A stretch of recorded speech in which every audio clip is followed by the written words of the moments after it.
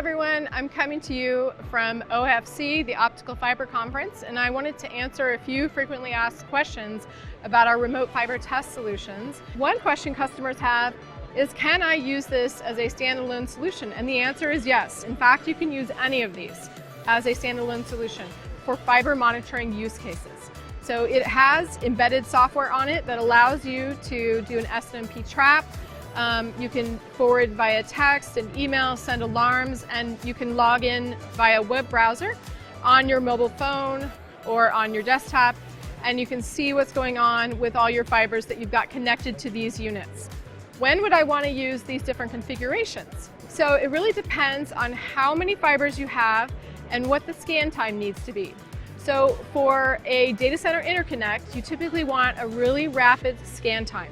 However, for a high-density PON network, where we have residential customers, we want to get the most coverage we can for the lowest cost footprint for those fiber tests. So this is ideal for data center interconnect, this is ideal for data center interconnect, and this is also a good combination, this lit fiber ready shelf, for putting it in a cabinet outside. It has the temperature range to allow that. Or to be able to use this for PON. So this would be your small to medium size PON installation. And with this, you can do construction, service activation, monitoring tests, and you can do fiber analytics, right? So this will connect to a database, and then we can do all those really advanced fiber analytics analysis tools for you. So you can map your routes, you can map your topology with that, and you can map all your fiber health. You can see things like fiber flapping, fiber aging with those advanced tools. And then we have the FTH 9000 over here, which is that scales up much larger. So we can go to over 4,000 ports with that particular unit. So that's going to be your very large urban exchanges or hubs, depending on what your network architecture looks like, to be able to handle that. Now, other questions that come up are, how do I choose my OTDR? Right? So if you're doing PON, you're going to absolutely need to have 1650.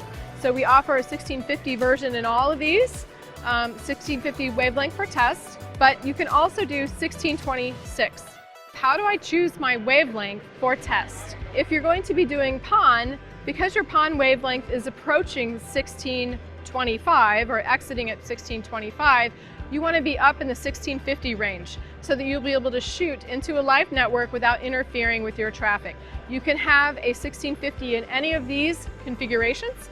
However, if you're doing a point-to-point link with DWDM, you can choose to have our 1625, 1626 OTDRs in order to avoid colliding with your DWDM range. However, you can also choose for the FTH 9000, we have a tunable DWDM module. Now, if you're interested in doing fiber sensing, you would have to choose the 9000 unit over there, the larger unit, in order to put the larger fiber sensing modules that go into that unit. So far, we don't have fiber sensing for these configurations.